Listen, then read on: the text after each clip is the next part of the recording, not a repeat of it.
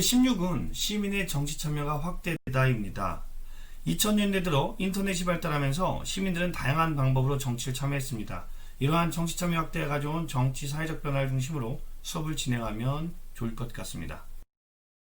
주제일기에서는 2016년 박근혜 정부 시기 국정농단에 항의하는 촛불 집회를 보도한 외신을 제시하였습니다. 이 촛불 집회는 연인원 1,500만 명이 참여하였고 평화적인 축제처럼 이루어져 세계적으로 집중 조명을 받기로 했습니다. 이는 우리나라 민주주의가 매우 성숙한 것을 보여주는 증거이기도 합니다. 우리나라 민주주의가 이처럼 성숙하고 발전하는데 인터넷의 발달이 영향을 미쳤음을 이야기하면서 수업을 시작하면 좋을 것 같습니다. 인터넷의 발달은 어떻게 정치 참여를 확산시켰을까? 2002년 당선된 노무현 대통령은 시민들의 정치 참여를 확대하기 위해 많은 노력을 하였습니다. 노무현 정부는 이라크 파병과 한미 FTA 등 여러 가지 논란도 있었고 야당에 의해 국회에서 탄핵 소추를 당하기도 하였습니다. 하지만 야당의 탄핵 소추에 많은 시민들이 촛불 집회를 열어 탄핵의 부당성을 지적하기도 했습니다. 이러한 시민들의 적극적인 정치 참여로 17대 국회부터는 진보 정당이 국회에 진출하기도 하였습니다.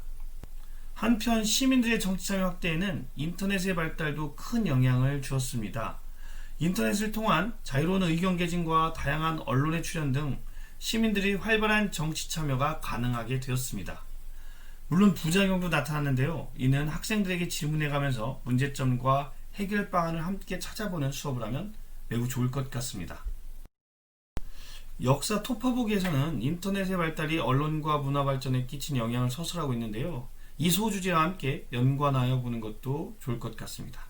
시민의 정치 참여는 어떠한 변화를 만들었을까? 17대 대선에서는 여야 정권 교체가 이루어졌지요. 이후 출범한 이명박 정부의 실용주의, 기업 친화적 정책과 그 시기 소고기 수입 협상 반대 등의 촛불 집회를 통한 시민들의 정치 참여에 대하여 서술하였습니다.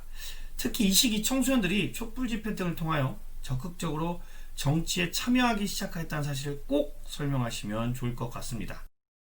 이명박 정부를 이은 박근혜 정부에서는 세월호 사건이 일어났고 이를 통하여 정부 역할과 시민들의 정치 참여에 대한 의식이 많이 높아지기도 하였습니다.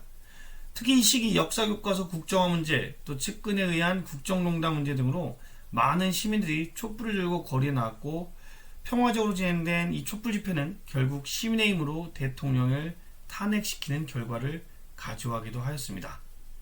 이와 관련한 내용은 정리하고 역량 키우기 3번 탐구 활동으로 다루었는데요.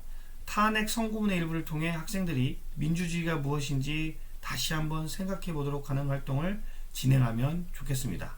이상으로 주제 16 수업 나눔을 마치겠습니다.